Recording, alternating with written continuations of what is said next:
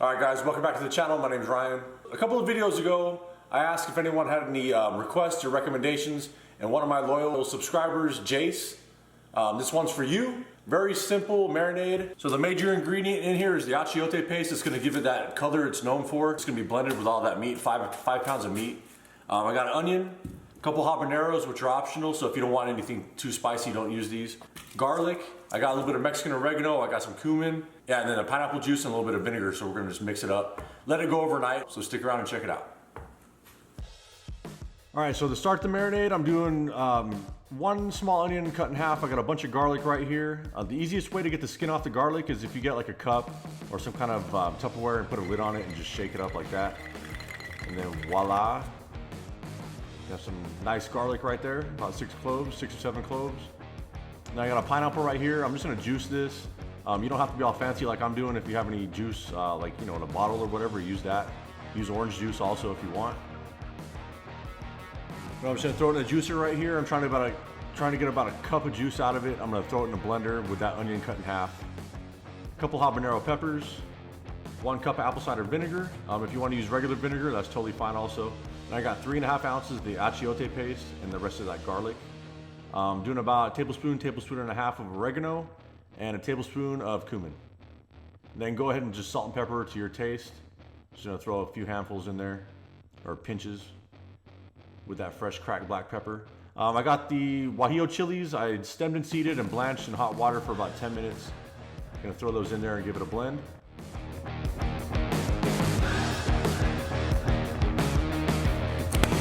So after you take care of that, I got 5 pounds of some pork shoulder that I went to the butcher and had him slice it thin for me like that. It's like a 1/4 inch thin. If you want to do it yourself, it's no problem. You just get a pork butt and throw it in the freezer for about a half hour. Let it get kind of firm, and then you can slice it pretty easy and just use whatever cut of pork you want. Just throw some Night Stalker gloves on and give it a mix.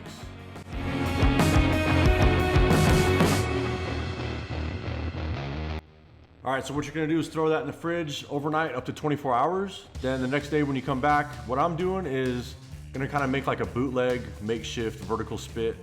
The vertical rotisseries they usually do this with.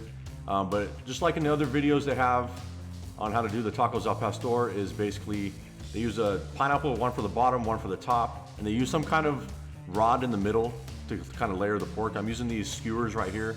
Just gonna stuff them down in the core, and then we're just gonna layer the pork up the best we can.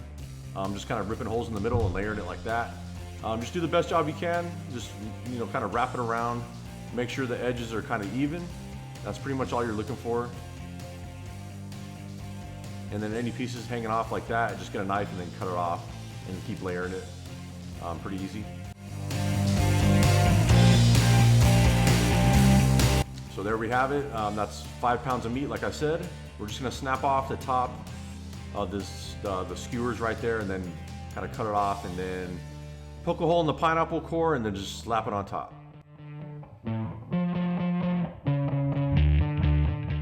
So then we're going out back to the Yoder YS640. I got this at 375 degrees. You want to go at a higher temperature with this pork because you want to kind of char the edges with the high heat. Because if you cook it low and slow, it's going to kind of get a little bit mushy. That's not the kind of texture we're looking for with this. But I got a salsa I'm gonna do. Use whatever store-bought salsa you want. Just doing something pretty easy. Got a few tomatoes, few tomatillos, 3 serranos and a habanero. I just scored the top of the tomatoes, so when you boil it for about 10 minutes, the skin comes off pretty easy. So we're just gonna throw it in this food processor. Give it some salt and pepper, a few cloves of garlic, and then what I forgot was the lime. I mean, everything came out all right, but I just forgot the lime. I usually would throw it in there. What we're gonna do is give it a blitz. Don't wanna blend it too much, want a little bit of chunkiness to this. And then I decided I wanna throw some onion and cilantro in there. Just add a little more flavor. So we got that taken care of. Easy salsa right there. All right, so we're gonna do some tortillas. I got corn masa, do 2 parts masa to 1.5 parts water. Some people like to throw lard or shortening in there just to, give it some fat, but I find it's pretty good the way it is. I'm just gonna mash these out, get a comal, get a frying pan or some kind of cast iron, and just cook it at high heat for about 45 seconds on each side, and you should be good on that. It should be done.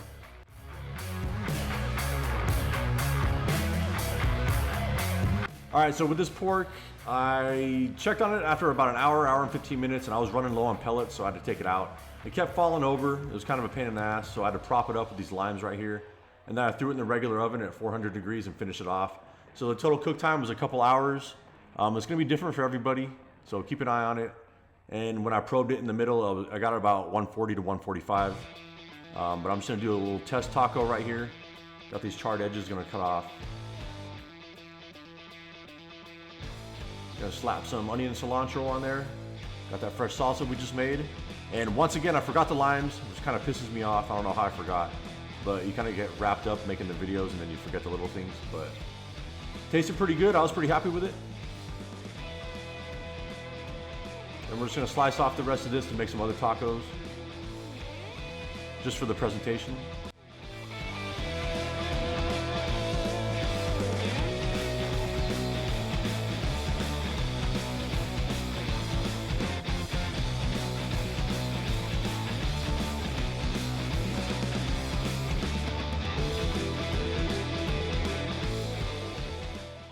All right, so I think everything came out pretty good. There was a little bit of a mess with that sheet pan. I mean, there was all that grease that rendered off. Next time I do this, I'm probably gonna do it on a rotisserie. It's just super messy the way that is. But the flavors were good. Good amount of heat from the salsa. If you haven't done fresh tortillas, you really should try it because it just makes it taste super authentic.